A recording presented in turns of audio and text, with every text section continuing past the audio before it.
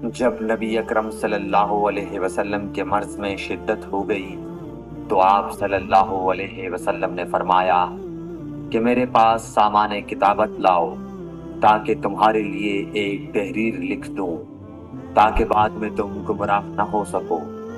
اس پر حضرت عمر رضی اللہ عنہ نے لوگوں سے کہا کہ اس وقت آپ صلی اللہ علیہ وسلم پر تکلیف کا غلبہ ہے اور ہمارے پاس اللہ کی کتاب قرآن موجود ہے جو ہمیں ہدایت کے لیے کافی ہے۔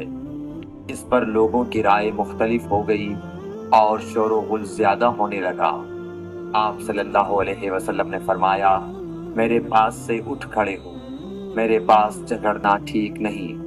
اس پر ابن عباس رضی اللہ عنہ یہ کہتے ہوئے نکل گئے کہ بے شک مصیبت بڑی سخت مصیبت ہے، وہ چیز جو ہمارے اور رسول کے اور آپ کی تحریر کے درمیان حائل ہو گئی۔ صحیح بخاری حدیث